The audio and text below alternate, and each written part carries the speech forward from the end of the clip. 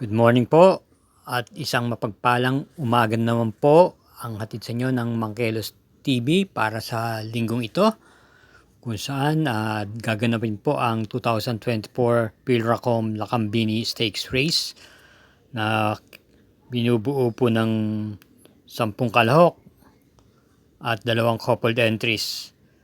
Ang ating pong winner take all ay magsisimula po ng alas 2 ng hapon. Binubuo po ng races 1 to 7. Hindi po ganong kakapalan ng lineup, may kanipisan din po. Gayunpaman, magsama po tayo ng ating nakukursunadahan dihado. Sana po napakinabangan niyo po yung lahat po ng exotic kahapon dahil naka-perfect po tayo sa ating tip at hari naway nakatulong po ito sa inyo. Itong kahapon lang, itong araw ng Biyernes. Pinalad po tayong matapat po ang ating mga tip. Salamat po muli sa inyong pagtitiwala. Beno, sa puntong po ito, magsisimula po na tayo at naway muli tayong palarin at matapat muli ang ating mga giya. Salamat po. Karera numero 1. Start na winner take all, races 1 to 7. Start time is 2 o'clock p.m. May distansyang 1,400 meters. Isang class 4, group 16 to 21 split at meron tayong 6 na kalok dito. Bilang pampremera natin yung kalok numero 1 cat bike na papatubayan po ni AB Serios.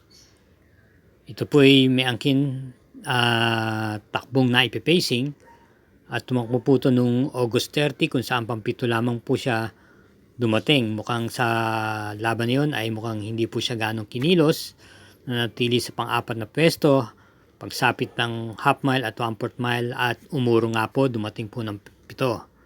Marahil ay nakikiramdam lang to dahil may kabigatan din po naman ang laban doon, sila Missy Vicky at Mabel po. Kaya sa tingin ko medyo nag-float lang po ito. At naman pong panigunda rito yung numero 3 na Bukawi River Town na isang de bandera. Maganda po ang kanyang kinilos ng nakaraan kung saan nanalo po siya noong August 31 at tinalo niya po si H.E. Holy.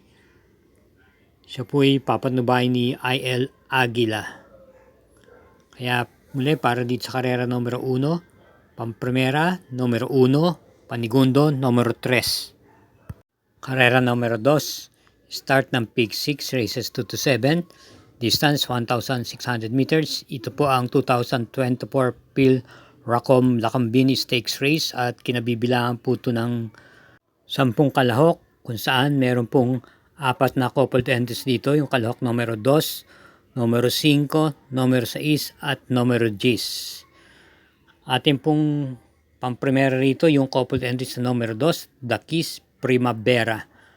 Alam naman po natin nung numero 2 ay isang debanderista, yung The Kiss.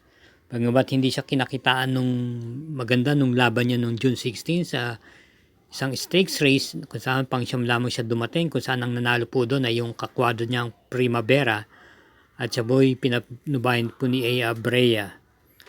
Sa pagkakataong ito, si Patty Dalen mo po ang renda. Samantalang yung kakwadro niyang 2A na Primavera na papatnubayan po ngayon ni A.R. Villegas, ito po ay nagtala po ng panalo noon sa stakes race na yon noong June 16 kung saan ito po ay galing po sa bandang gitna at nagparimate at tinalo niya po ron si Everset Counts at Warchip na kanyang katunggali ngayon.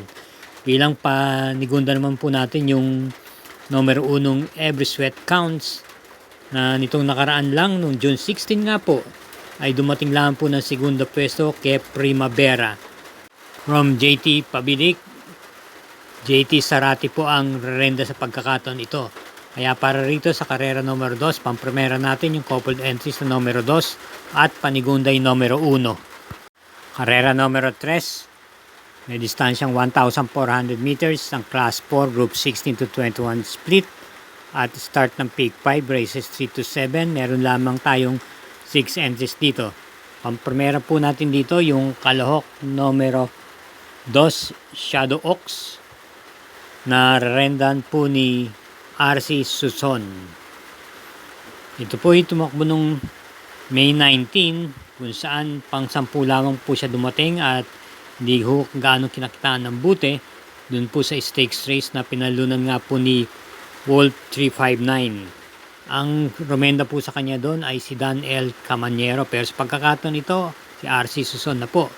Pero meron nun po itong magandang itinakbo nung buwan ng April 27 kung saan dumating po siya ng segunda pwesto kay Stefani. Ito po'y pwedeng i-pacing at pwede na naman po makipagsabayan sa unahan.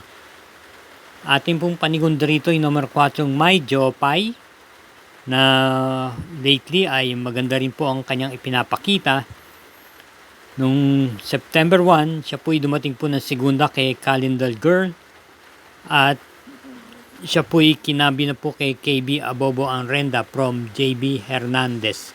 Kaya para dito sa karera numero 3, pampremera numero 2, panigunda numero 4. Karera numero 4, ito po'y isang class 4, group 34 to 39, may distansyang 1,400 meters. Start ng peak 4, races 4 to 7, 6 entries. First choice, yung kalahok numero 2, Daily Burn, na isang imported horse. Ito po'y rerendahan ni JT Sarate. Ito po'y may angkin bilis. At malamang siya na rin po ang kumuha ng unahan dito. Na tersera po ito nung June 12 sa isang regular race kung saan ang nanalo po ay si Speed Fantasy at nasigundo yung mapublikong Prime Factor. Papatnubayan po siya muli ni JT Sarate at bago doon may mga gandang preba rin po naman to at nagtiyempo na rin po ito po ng 1:11 sa distansyang 1,200 meters. Bilang panigunda naman po natin dito yung bagitong numero 6 na isa rin imported horse, si Rice, na nagpakita naman po ng buti niya nitong nakaraan lang. Nanalo po ito sa isang regular race at nagtiyempo naman po ng 1:25.8 sa distansyang 1,400 meters. Kaya para dito sa karera numero 4, pampremera numero 2, panigundo numero 6. Paalalang po muli sa lahat po ng sambayan ng karerista na sumusubaybay sa Mangkelos TV.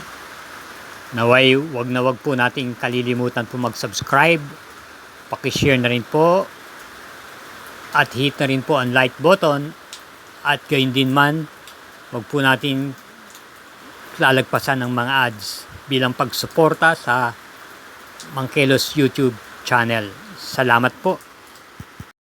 Karera numero 5, may distansyang 1,400 meters. Ito po ay isang class 4 merged group 22 to 27, 28 to 33 at meron po tayo ditong 6 na kalahok.